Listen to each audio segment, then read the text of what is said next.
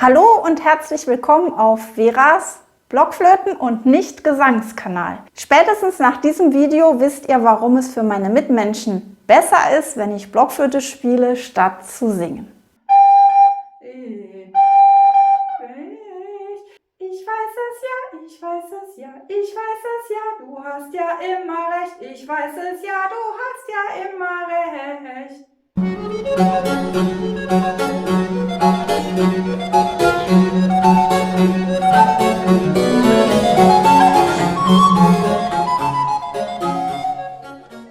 Worte und Rhythmen, was haben die miteinander zu tun? Oder besser gesagt, wie könnt ihr euch die Sprache zunutze machen, um Rhythmen richtig zu spielen, beziehungsweise um eure Noten in sinnvolle Einheiten einzuteilen und dadurch schön zu artikulieren. Heute habe ich im Online-Unterricht mit meiner Schülerin Sieglinde unter anderem mal wieder die berühmte Loyer-Sonate in A-Moll durchgenommen. Über die habe ich jetzt schon etliche Videos gemacht. Irgendwie ist das ein Dauerbrenner. Es gibt ein Video zum Mitspielen von dem Allegro aus der Sonate und ich habe auch noch ein anderes Video darüber gemacht. Ich verlinke euch das alles.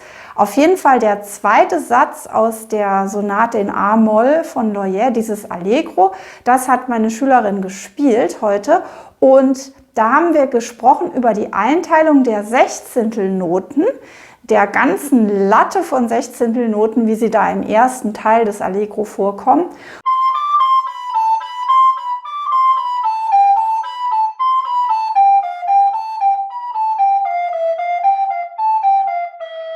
Und ich habe dann erstmal probiert, Sieglinde zu erklären, ja, hier ist ein Sprung und da ist es schrittweise und hör mal, das fängt an mit einem 3/16 Auftakt und dann wird das irgendwann wieder auftaktig weitergedacht und so. Und ja, irgendwie wollte das bei Sieglinde nicht so richtig ankommen. Sie hat das probiert, hat das dann gemacht, was ich gesagt habe, aber es war noch nicht verinnerlicht. Und dann dachte ich, ich muss da irgendwie anders rangehen. Und dann kam ich auf die Idee, das mal wieder über die Sprache zu probieren. Und ja, dann habe ich sie gefragt, was sie an dem Morgen so gemacht hat. Und dann hat sie mir das erzählt, aber das hat jetzt vom Rhythmus her nicht in unseren Rhythmus von dem Stück gepasst. Deshalb habe ich da selber mir einfallen lassen, nämlich den Satz, ich habe Dauerlauf gemacht. Wenn ihr jetzt aus so einer Uralt-Generation seid wie ich, in den 80er Jahren hieß Joggen noch Dauerlauf. Und das passt jetzt einfach besser in den Rhythmus. Ich zeige euch das mal. Also erstmal hört euch mal die Stelle an, wenn ich da einfach gar nichts einteile, sondern alle Sechzehntel einfach nacheinander spiele.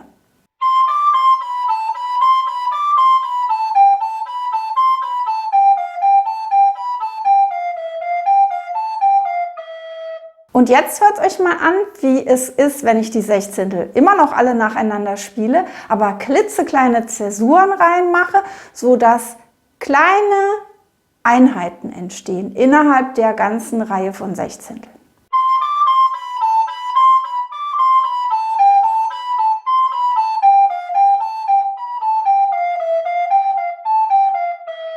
Ja, und jetzt hatte ja Sieglinde ihre eigenen Noten vor sich. Es war Online-Unterricht, das heißt, ich stand nicht daneben und konnte ihr das mal eben markieren in den Noten. Und ich wollte ja auch, dass sie selbst drauf kommt, dass sie selbst verinnerlicht. Und dann habe ich gesagt, probier doch mal aus dazu diesen Sprachrhythmus von ich habe heute Dauerlauf gemacht. Ich habe Dauerlauf gemacht, ich habe Dauerlauf gemacht, ich habe Dauerlauf gemacht, ich habe Dauerlauf gemacht, la la la la.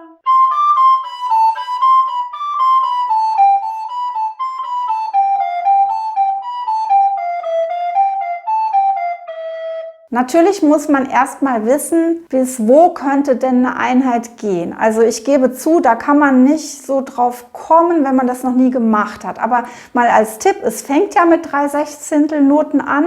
Das ist also ein Auftakt, weil wenn es 4 Sechzehntelnoten wären, wäre es ein ganzer Schlag, aber da fehlt ja eine, ne? Also wenn es so anfängt und du hast dann eine ganze Kette von Noten, alle im gleichen Notenwert, dann kannst du davon ausgehen, dass irgendwo diese 3 Sechzehntelauftakt in dem Fall nochmal auftauchen. Und das hat dann noch nicht direkt Sinn gemacht, also zu spielen, ja, die, da, die, und dann schon wieder abzutrennen. Aber ja, die, da, da, die, da passt es eben, ne? Ein anderer Schüler von mir meinte vor ein paar Tagen, ach Vera, du brauchst doch nicht so perfektionistisch zu sein, wenn du deine Videos drehst, in dem, was du da spielst und ablieferst. Und ich liefere heute den ultimativen Beweis, dass es mir beim Singen auf jeden Fall gelungen ist, um null perfektionistisch zu sein. Das klingt so schief, dass ich mich frage, habe ich Musik studiert? Ich habe heute Dauerlauf gemacht, ich habe heute Dauerlauf gemacht, ich habe heute Dauerlauf gemacht, ich habe heute Dauerlauf gemacht. Gut, ich habe nicht Gesang studiert, ich hatte nicht mal Gesang Nebenfach, aber ich habe immerhin im Hochschulchor gesungen.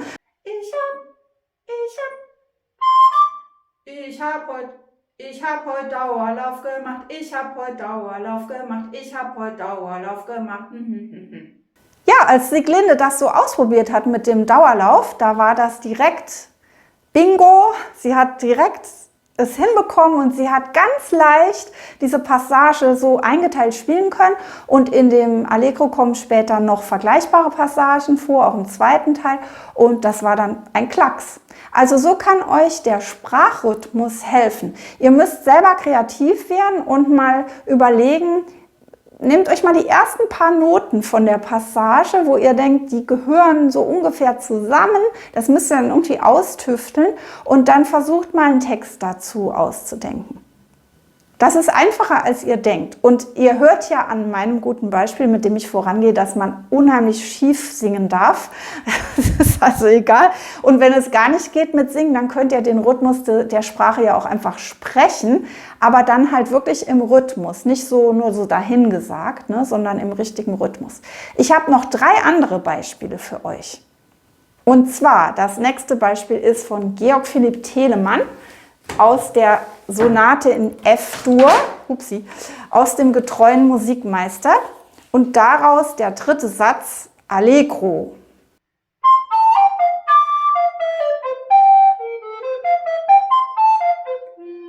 Ich hab dich so lieb, ich hab dich so lieb.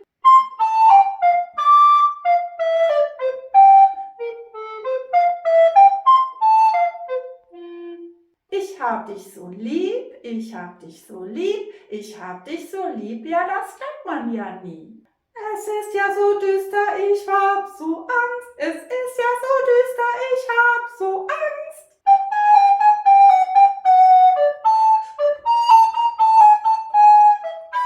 Und auch aus den Sonaten, aus dem Getreuen Musikmeister von Telemann, die C-Dur-Sonate. Den ersten Satz davon, das Cantabile, das ihr vielleicht kennt, das so wunderschön anfängt.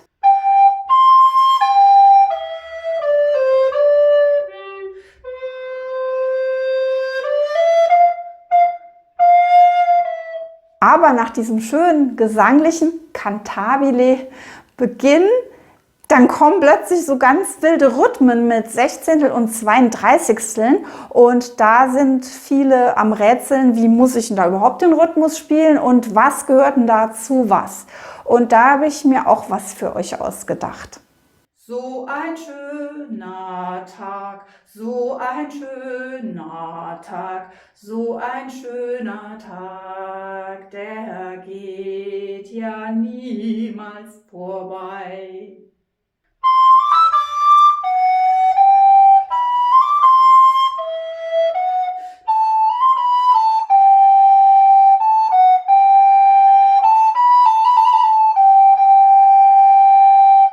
Dann habe ich noch ein letztes Beispiel und das wäre von Händel, Georg Friedrich Händel, aus den Blockflötensonaten und zwar aus der Sonate in F-Dur, der 2. Satz Allegro. Und da ist auch so eine Riesenkette von Sechzehnteln. Also, und das kann man sich nämlich auch einteilen, sonst spielt man da einfach den ganzen Lappen rauf und runter und weiß gar nicht, wo man einteilen oder vielleicht im Zweifelsfall auch mal atmen kann.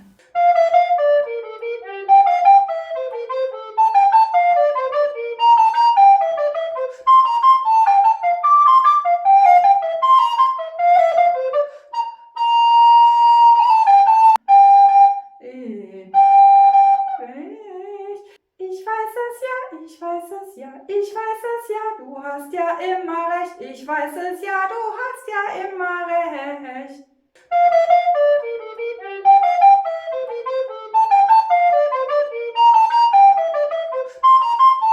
Ja, ich hoffe, ihr seid inspiriert geworden, jetzt mal zu dichten und zu reimen vielleicht sogar.